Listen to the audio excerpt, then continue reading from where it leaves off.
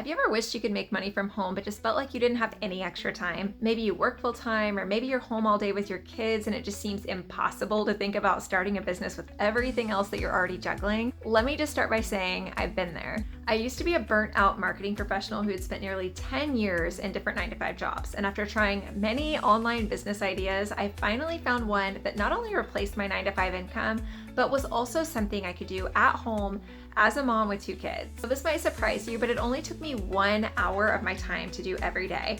And what I did in that 1 hour is something that you can do right now from home, even if you're still working outside the home like I was, or while you have kids at home with you. So in this video, I'm gonna show you exactly what that hour looked like and how you can start building an income from home with it, even if you're starting completely from scratch. And stick around because at the end of this video, I'm sharing 3 steps you can take right now to do this too. But real quick, if we haven't met yet, hey, I'm Shannon, founder of Virtual Career Academy. I share tips and educational resources to help you work from home and make money completely on your own terms. If that's something you're interested in, be sure to hit subscribe so you don't miss any new videos I post each week. All right, let's get into it.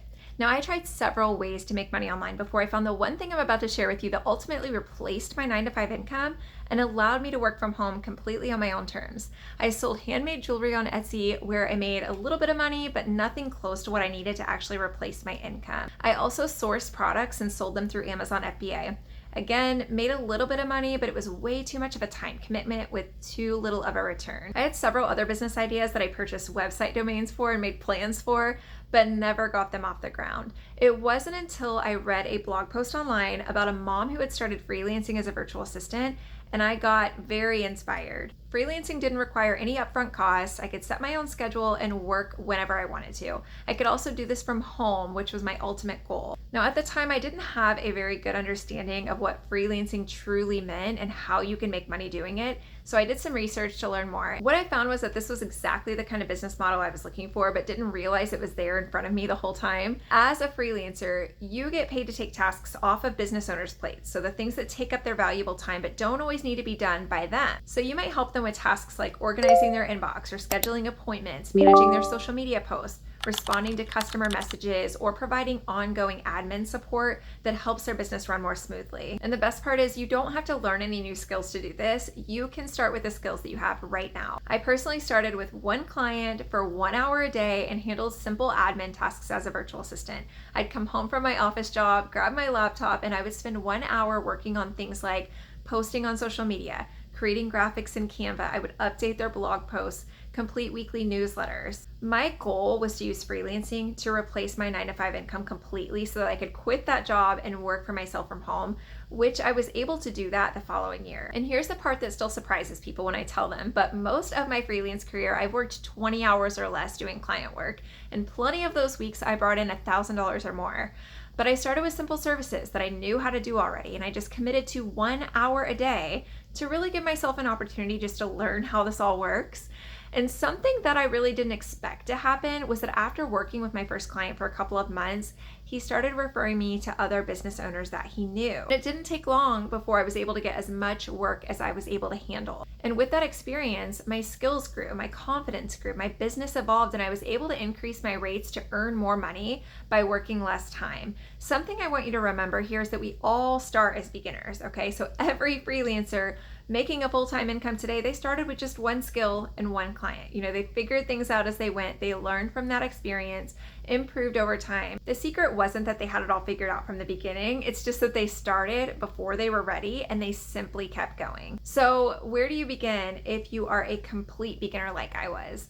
I want to share 3 key steps you can take right now to get started making money from home as a freelancer as a complete beginner. The first step is to choose a service. You don't need to offer 10 different things. You just need 1 service to start with. So something like managing a calendar, scheduling on social media, creating Canva graphics, updating spreadsheets, organizing files, responding to customer emails, or managing an inbox. Just pick the one that fits the skills that you already have. A lot of people get stuck here because they think they need to be an expert before they can start, but the truth is businesses aren't looking for someone who knows everything. They are looking for someone who can take a task off their plate and do it well so they don't have to think about it anymore. So think about the things that people have already trusted you with at work or at church or at school or even in your own personal life. Chances are you're already doing tasks that someone would gladly pay to have help with. Keep in mind, your first service doesn't have to be the service that you offer forever. It's simply your starting point. As you gain experience, you're going to naturally discover what you enjoy doing the most and where your strengths are,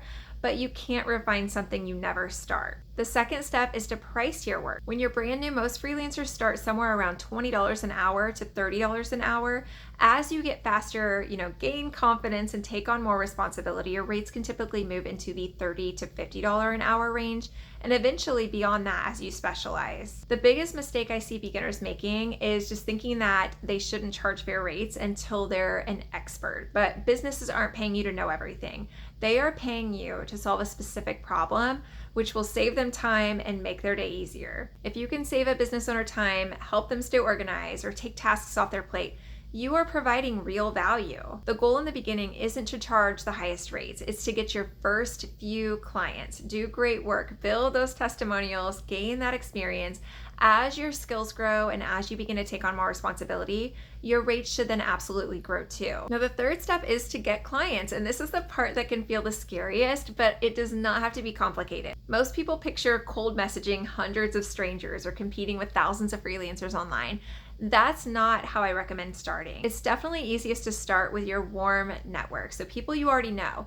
Friends, family members, former coworkers, people from church, your hairdresser, your dentist, parents from your kid's school, or a local business owner you interact with regularly. Just start letting people know what you're offering and ask if they know anyone who could use the help. You can also join Facebook groups where small business owners spend time and simply be helpful. So answer questions, share ideas, build relationships. People hire people that they know, like, and trust often starts long before anybody asks about your services. And once you finish a project for someone, always ask if they know anyone else who might need help. That one simple question is exactly how I built most of my client base. One happy client often leads to another, and then another, and before long, referrals start doing a lot of the marketing for you. Getting your first client is typically the hardest part.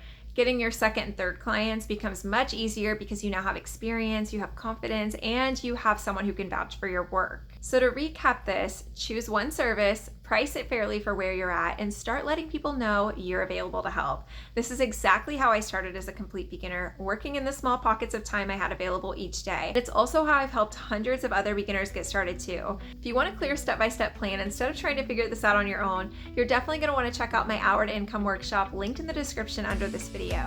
Inside, I'll help you identify a skill you already have that you can turn into a freelance service. You'll price it and start finding your first client. With this training, I help you set up a business that you can run in the margins of your day, those little pockets of time you have available. And that's just the beginning. There is so much more packed into this workshop to help you get started. So be sure to click the link below to learn all the details if you're ready to start building a flexible income from home. And if you found this video helpful, be sure to give it a thumbs up, subscribe, and turn on notifications. I share new videos every week to help you build a freelance business from home completely on your own terms. Thanks so much for watching, and I'll see you in the next video.